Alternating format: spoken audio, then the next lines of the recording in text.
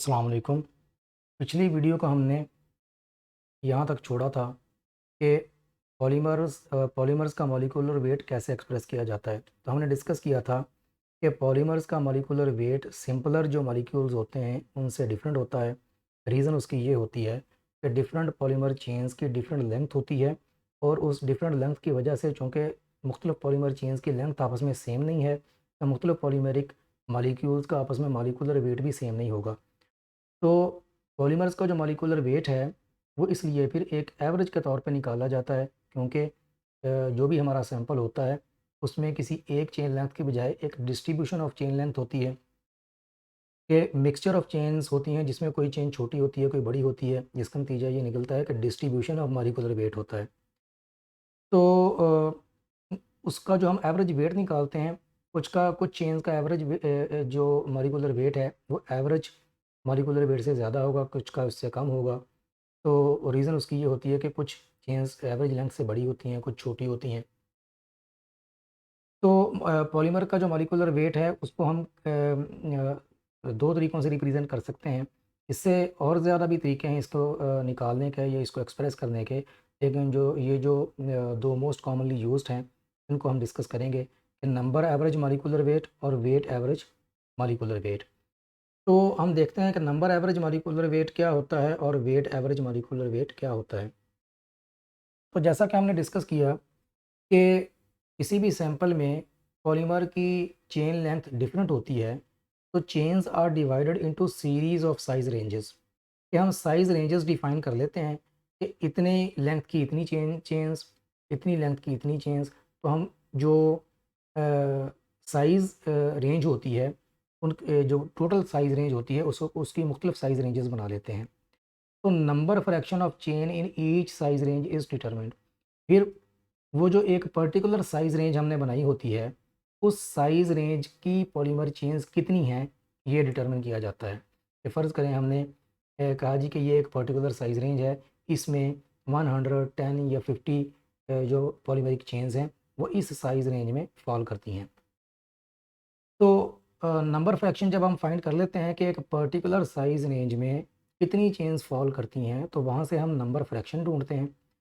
फिर number average molecular wait को इस फार्मूले के तहत हम फाइंड कर लेते हैं कि ये जो एक्स आई है, ये m n average molecular weight is equal to summation of x i m i. X i क्या है? ये नंबर फ्रैक्शन है जो अभी हमने फाइंड किया। क्या मॉलिक्यूलर डिफरेंट जो पॉलीमेरिक चेन्स हैं उनको डिफरेंट साइज रेंजेस में डिवाइड किया, हर साइज रेंज में कितनी पॉलीमेरिक चेन्स हैं ये डिटरमिन किया। फिर टोटल नंबर ऑफ चेन्स के ऊपर उस साइज़ रेंज का फ्रैक्शन निकाला, उस फ्रैक्शन को उस साइज़ रेंज में जो मॉलिक्यूलर वेट है पॉलीमेरिक चेन्स का उसके साथ मल्टीप्लाई किया और हर साइज़ रेंज का नंबर ऑफ फ्रैक्शन मालूम करके उसके मॉलिक्यूलर वेट के साथ जब हम मल्टीप्लाई कर देंगे, तो उसके बाद एंड पे जब हम सबको सम करेंगे तो हमारे पास एवरेज मॉलिक्यूलर वेट आ जाएगा। तो where m i represents the mean molecular weight of size range i, कि अगर हमने एक आई साइज रेंज डिफाइन की है, उसका नंबर फ्रैक्शन निकाला, फिर उसका एवरेज मॉलिक्यूलर वेट निकाला, दोनों को आपस में मल्टीप्लाई किया, तो उससे और उसके बाद सबको एंड पे जाके सम किया तो हमारे पास एवरेज मॉलिक्यूलर वेट आ गया। अब इसको ज़्यादा बेहतर तरीके से हम यहाँ पे एक एग्जांपल लेके समझते हैं कि मिसाल के तौर पे हमने जो हमारे पास पॉलीमर का सैंपल है उसको डिफरेंट मॉलिक्यूलर वेट के साइज़ रेंजेस में हमने डिवाइड कर लिया।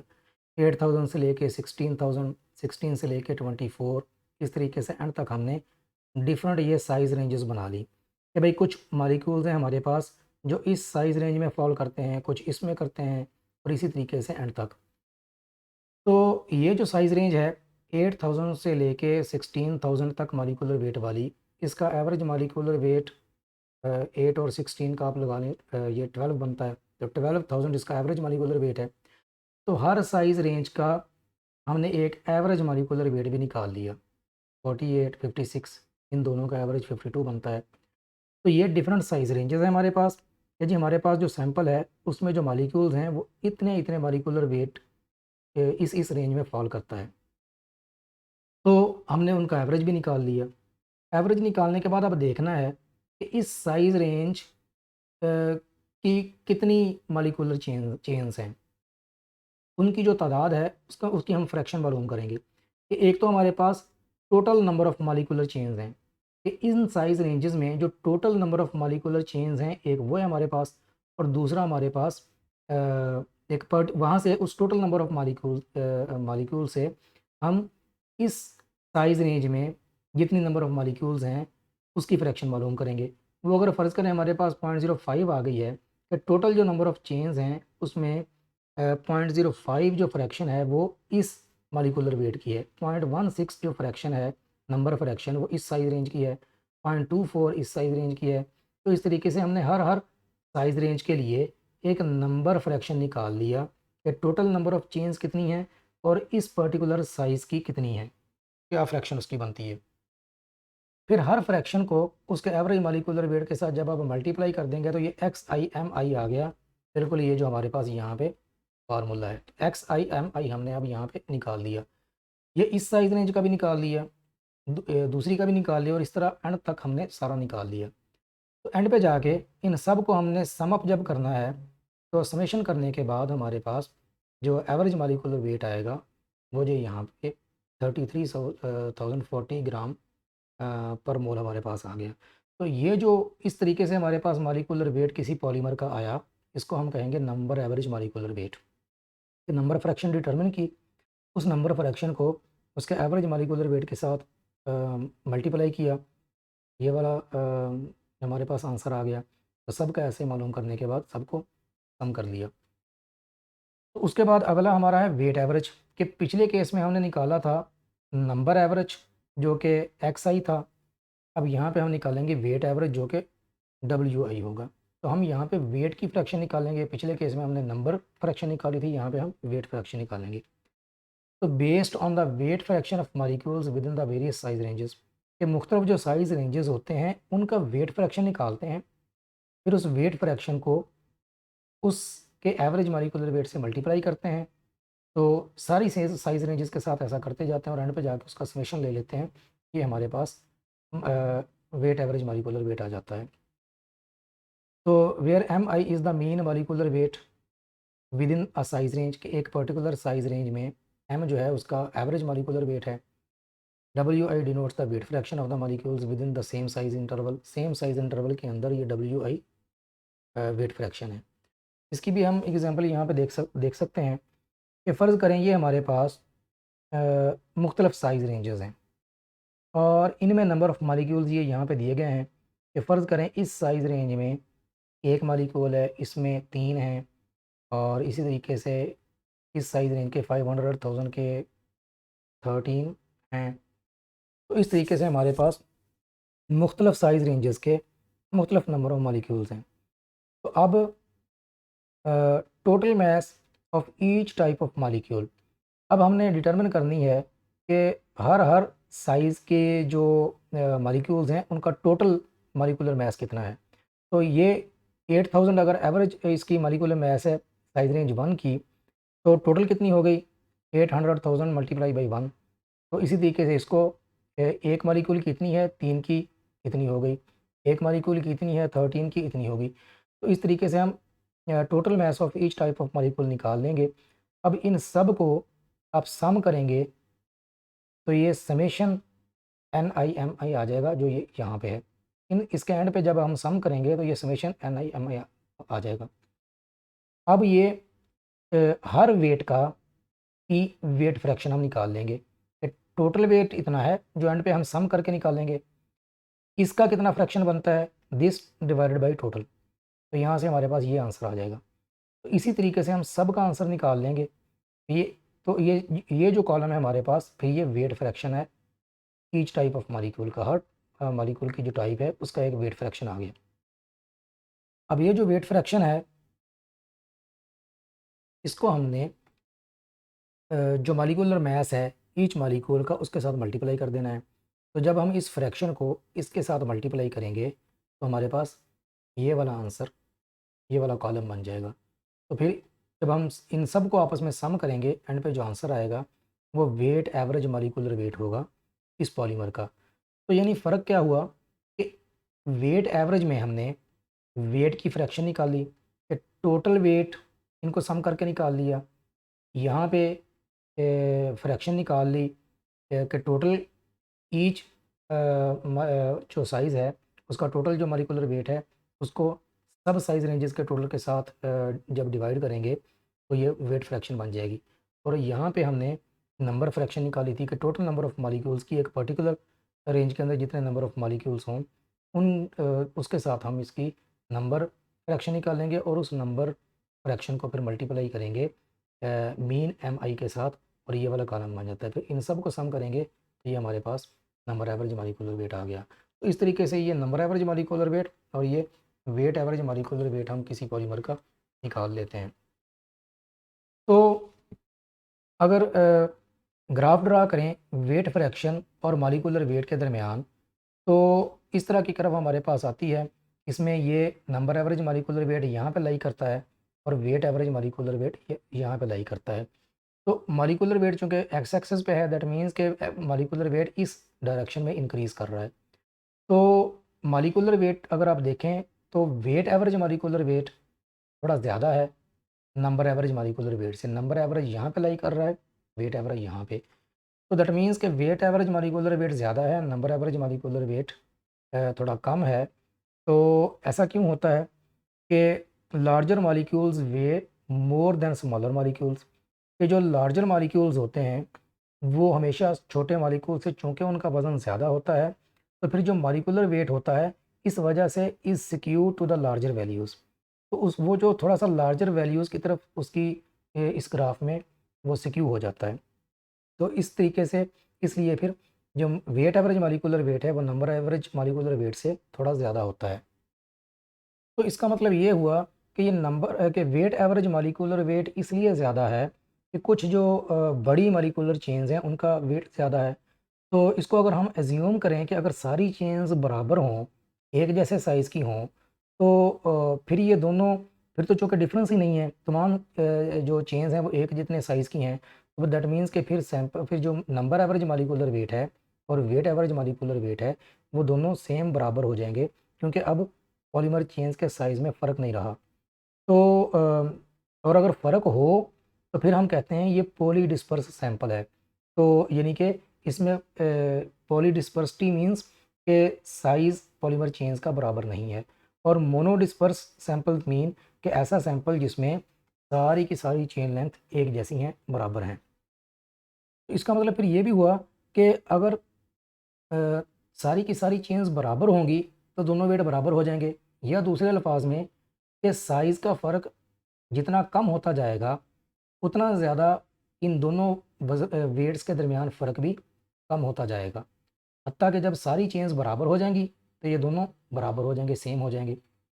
तो जैसे जैसे फ़र्क बढ़ता जाएगा इनमें भी फ़र्क आता जाएगा, फ़र्क ज़्यादा होता जाएगा तो इन दोनों का फ़र्क भी ज़्यादा होता जाएगा। तो फिर इसका मतलब ये भी हुआ कि जो प्योर मोनोडिस्पर्स सैंपल होगा उसमें ये दोनों बराबर हो जाएंगे, और जितना फ़र्क ज़्यादा होता जाएगा ज़्यादा फ़र्क हमें बताएगा कि सैंपल में मॉलिक्यूलर चेन्स की लेंथ के साइज़ में फ़र्क ज़्यादा है। तो मुख्तलिफ चेन्स के साइज़ में कितना फ़र्क है वो हम गेस कर सकते हैं इन दोनों के फ़र्क से, कि ये फ़र्क ज़्यादा है तो पॉलीमर चेन्स की साइज़ में भी फ़र्क ज़्यादा है। जो एवरेज मॉलिक्यूलर वेट है उससे बड़ी और उससे छोटी का जो फ़र्क है वो ज़्यादा है चेन लेंथ का। तो इसको पॉलीडिस्पर्सिटी इंडेक्स भी कहते हैं और ये हम अगली स्लाइड में जाके देखेंगे। तो इसके बाद है degree of polymerisation. Degree of polymerisation ये होती है कि chain size of polymers can also be expressed in terms of degree of polymerisation. कि अभी हमने मॉलिक्यूलर वेट देखा कि मॉलिक्यूलर वेट से भी पता चलता है, अगर मॉलिक्यूलर वेट बहुत ज़्यादा है दैट मीन्स के पॉलीमर जो है वो बहुत हैवी है, उसके मॉलिक्यूल्स उसमें सब यूनिट्स या मोनोमेरिक यूनिट्स बहुत ज़्यादा रिपीट होके वो पॉलीमर बना है। तो चूँकि उसमें उसका मॉलिक्यूलर वेट ज़्यादा है तो एवरेज मॉलिक्यूलर वेट से भी हमें अंदाज़ा होता है कि पॉलीमर की चेन्स का साइज़ कितना है। और दूसरा अंदाज़ा हमें डिग्री ऑफ पॉलीमराइजेशन से भी होता है। Degree of polymerisation represents the average number of repeat units in the chain, कि किसी चेन के अंदर किसी पॉलीमर के सैंपल में एवरेज जो रिपीट यूनिट्स हैं किसी चेन में वो कितने हैं। It is related to the number average molecular weight mn by the equation. ये नंबर एवरेज मॉलिक्यूलर वेट जो आप हमारे पास आता है, जो अभी हमने कैलकुलेट किया, उसको एक जो सिंगल यूनिट है, सिंगल जो रिपीट यूनिट है, उसका मॉलिक्यूलर वेट अगर m है तो उससे अगर हम डिवाइड कर दें तो हमारे पास वो नंबर आ जाएगा जो उस चेन के अंदर जितने रिपीट यूनिट मिल के वो चेन बनी होगी। तो टोटल मॉलिक्यूलर वेट अगर इतना है, एक रिपीट यूनिट का इतना है, तो दोनों को अगर हम डिवाइड करेंगे तो नंबर ऑफ रिपीट यूनिट्स हमारे पास आ जाएंगे, और ये नंबर ऑफ रिपीट यूनिट्स ही बेसिकली डिग्री ऑफ पॉलीमराइजेशन है। तो इस तरीके से भी हम डिग्री ऑफ पॉलीमराइजेशन से भी पॉलीमर की चेन का साइज़ गैस कर सकते हैं। तो polydispersity index, the difference between the average molecular weight is a good indication of the distribution of the molecular weight. तो मॉलिक्यूलर वेट की डिस्ट्रीब्यूशन क्या है, इसका अंदाज़ा हम दोनों average molecular weight, number average और वेट एवरेज में जो फ़र्क जो अभी हमने डिस्कस किया उससे भी लगा सकते हैं।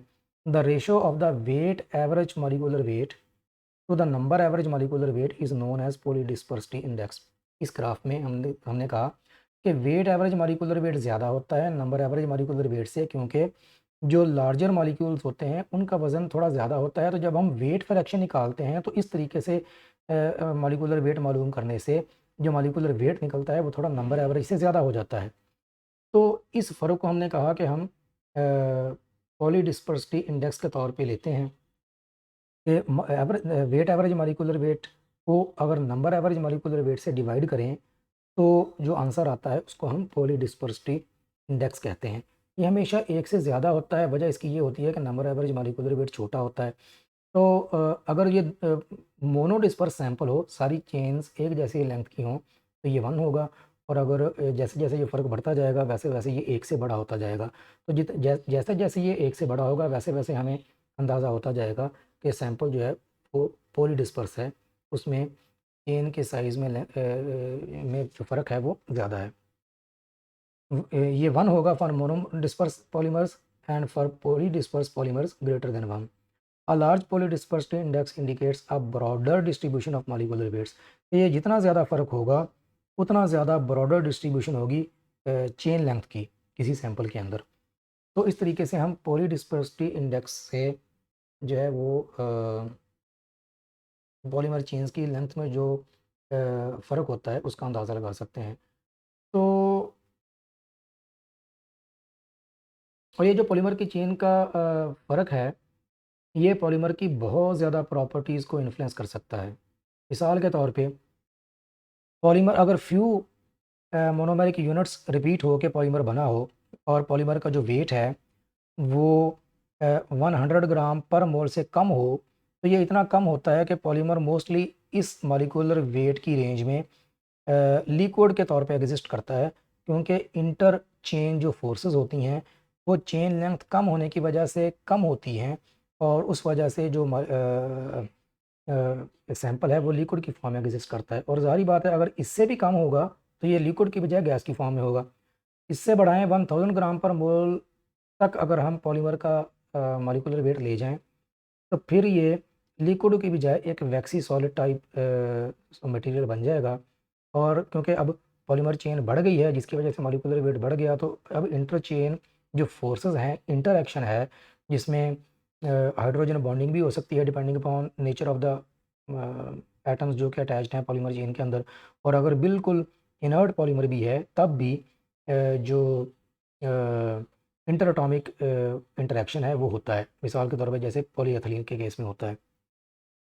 फिर अगर मॉलिक्यूलर वेट 1000 से बढ़ा के 10,000 या इससे भी ज़्यादा सेवरल मिलियंस तक चला जाए तो फिर इससे सॉलिड पॉलीमर्स वजूद में आते हैं। तो हम देख सकते हैं कि चेन लेंथ का जो साइज़ है या डिग्री ऑफ पॉलीमराइजेशन है या मॉलिक्यूलर वेट है पॉलीमर चेन का, ये पॉलीमर की प्रॉपर्टीज़, फिजिकल प्रॉपर्टीज़ के ऊपर किस कदर असरअंदाज हो रहा है। कि मॉलिक्यूलर चेन का जो लेंथ साइज़ है की जो लेंथ है वो इंटर चेन फोर्सेस को इन्फ्लुएंस करती है, और इंटर चेन जो फोर्सेस हैं वो उनकी फिजिकल स्टेट के ऊपर असरअंदाज हो रही हैं। कि जब कम है मॉलिक्यूलर वेट तो लिक्विड है, थोड़ा इंक्रीज़ किया वैक्सी सॉलिड बन गया, और जब मैक्सिमम इंक्रीज़ किया तो सॉलिड पॉलीमर बन गया। तो इसके बाद नेक्स्ट जो हमारा टॉपिक है वो है पॉलीमर स्ट्रक्चर। इस वीडियो को यहीं पे रोकते हैं, तो ये हम नेक्स्ट वीडियो में कवर करेंगे। तो आज की वीडियो में हमने number average molecular weight, weight average molecular weight discuss किया। इसके बाद डिग्री ऑफ पॉलीमराइजेशन और वेट एवरेज और नंबर एवरेज मॉलिक्यूलर वेट के का जो फ़र्क है, उससे हम कैसे जो पॉलीडिस्पर्सिटी इंडेक्स है या मुख्तलिफ चेन चेन लेंथ का मुख्तलिफ होना है किसी सैंपल के अंदर, उसका कैसे अंदाज़ा लगा सकते हैं, ये हमने डिस्कस किया।